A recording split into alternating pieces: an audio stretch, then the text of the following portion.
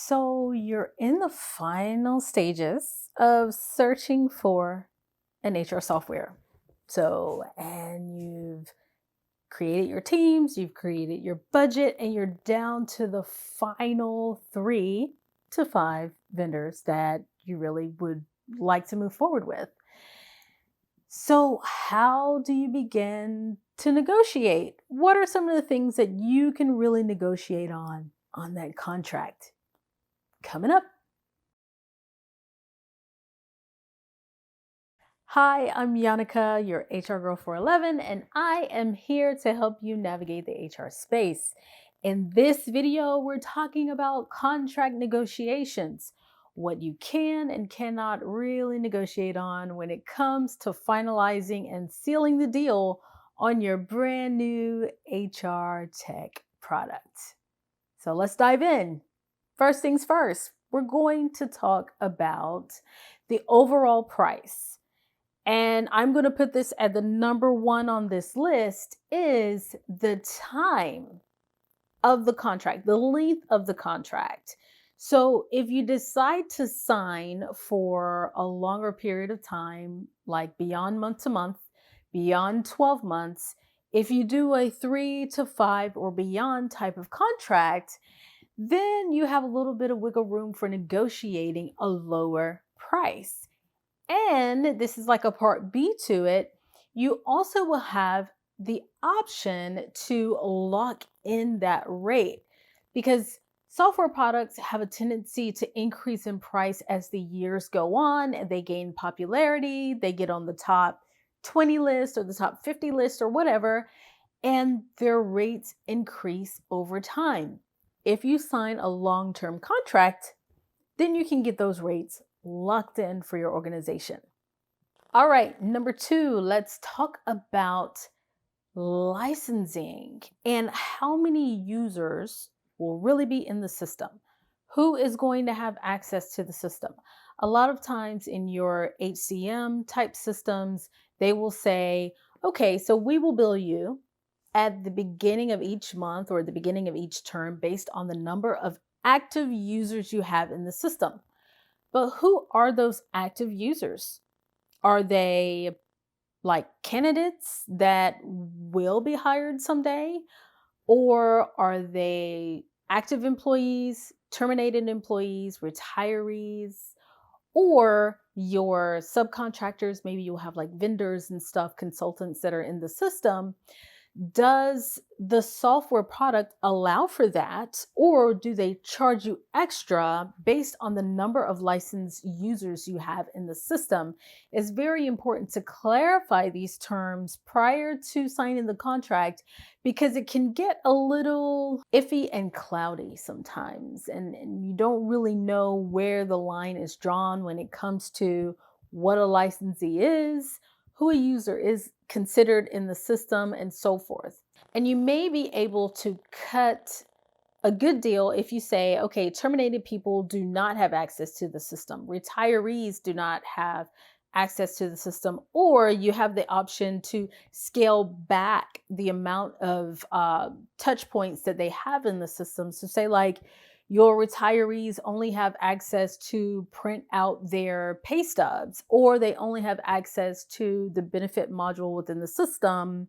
Those are certain things that you can kind of negotiate and say, well, these employees really aren't going to have full access to the entire system. So that's another thing that leaves you room for negotiation on that final contract. Another thing that I want to point out is whether or not your industry has a lot of high turnover. Say, for example, you're in the restaurant hospitality industry and you are rotating people in and out like through the season.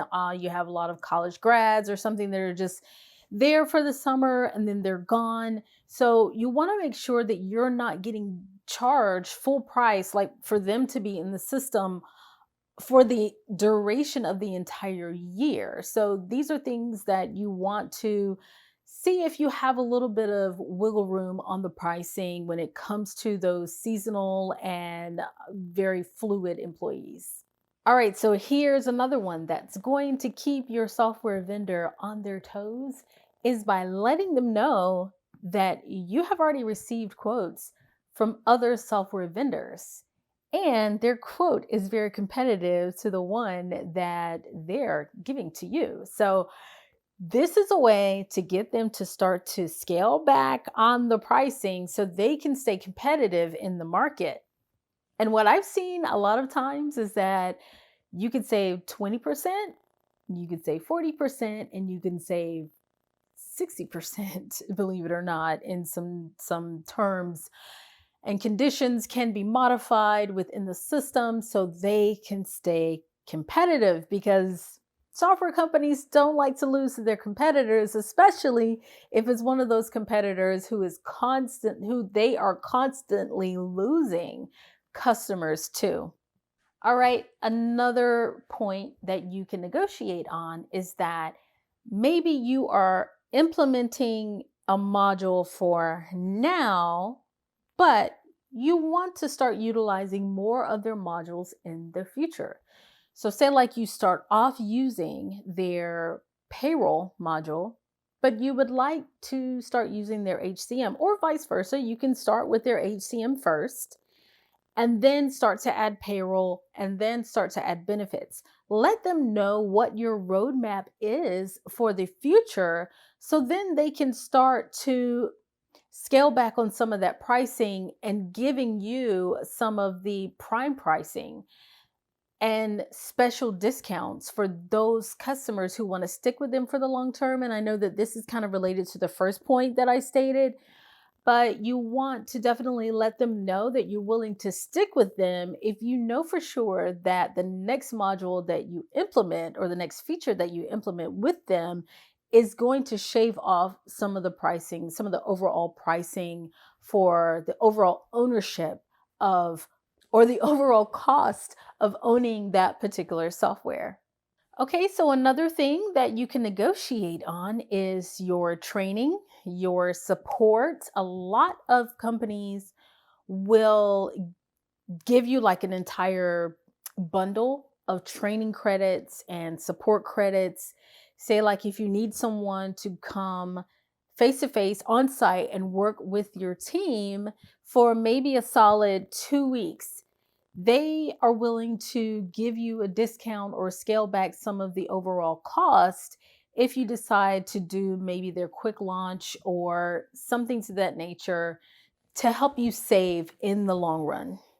Because a lot of times support won't be offered or training won't be offered if you don't speak up. So please let them know in far in advance to say, hey, you know what? We need support, even if it's 24/7 online or through a knowledge base or client portal or something. You're going to need that support and you're going to need access to that documentation. Now, sometimes a company will give you access to their knowledge base in lieu of giving you a dedicated implementation consultant. And that's something else. If you already have a team or you already have a group of people that's in house who's knowledgeable about software products, you can shave off some of the pricing by using your in house staff to help implement the system. And I know that this actually ends up being a combination of points that I'm saying here is you can save on the training, you can save on the support if you just bring it in house. And that's something that you can negotiate on as well. Some software products will say, oh, you have to use our dedicated implementation team, and that's going to be $40,000. Well, you know what? If you can utilize your internal teams, that could save you a lot on the overall sticker price of the software product. All right, another thing to think about is whether or not you are responsible for paying even when the software hasn't gone live yet. And that's another thing that you can negotiate on is while you are testing and developing and designing and troubleshooting all of the things within the system, are you being charged for all of that? Because you're already kind of paying consultants and your teams to get that stuff done, but how much of the overall system are you really using if you're just in the sandbox environment, if you're just in the testing environment phase, like right now? So see if you can negotiate and say, you know what, after we go live, then we start to pay for the system, not during the testing and all of that other stuff. So it's always worth a shot. You may not always get it, but it's always worth a shot to try and negotiate your go live instead of your implementation cost. So, another technique that you can use to implement, of course, is always going to be purchase at the latter part of the year, or kind of like the latter part of a quarter within the year. Why do I say this? This is like very similar to purchasing a car. You purchase the car at the end of the month, or you purchase the car at the end of the year to get the best deal because inventory moves. They want to get those cars off the lot, just the same as the software companies. They have to meet their sales goals and their quotas. And if they're not selling the software, they want to negotiate with you as much as possible, especially at the end of the year. For example, if you're rolling out a payroll system, it's actually easier for you and better for you to purchase at the end of the year because that gives you enough time to do all the testing and preparation and all of that prior to January 1. Sometimes when you're changing payroll providers in the middle of the year, it could be like a crazy blurred line or maybe even a hard line drawn in between your old payroll vendor and your new payroll vendor. And a lot of them are like, hey, we're not responsible for what it is that you did in the system prior to May the 1st or whatever, like that. So you'll essentially end up getting two W-2 forms and all kinds of crazy stuff. If you do it at the end of the year, you start off January 1st on a new slate and it makes everything a lot easier and a lot more seamless. So, and it's the same for HR products and benefit products. You want to try and do those things at the end of the year so that you don't have a whole lot of blurred lines and craziness in the middle of the year. All right. So, depending on the system, I want to talk about versions of the software. A lot of times, companies that aren't so much cloud based or hosted on the cloud, a lot of them will say, all right, we'll let you onboard on an older version of the software for a cheaper price until you're ready to come up to the newest version of the software. So say like version 20 is what they're using right now. They'll let you use version 19 for the time being just to get you on board and familiar with the system until you're ready to upgrade. Now, I'm going to say a big note of caution on this. There are software products out there who will put you on an older version, even though you've asked for a newer version, even though you have signed the contract for a newer version, they've demoed you the newer version, and they still put you on an older version. This has been an issue in the past for some software vendors. So please use caution when it comes to this. You want to always make sure that you are getting the product that you pay for.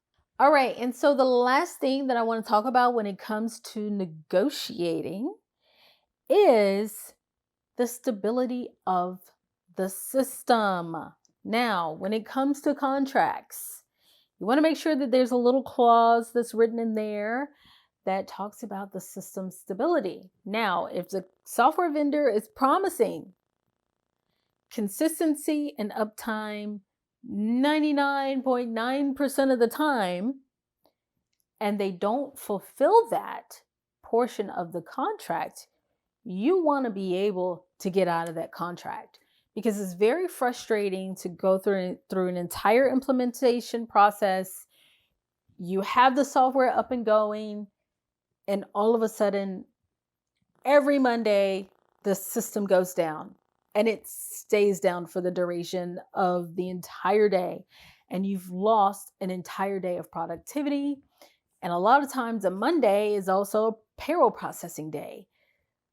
So, this is a level of frustration that has been shared with me and the things that I have experienced while using various software products throughout my history.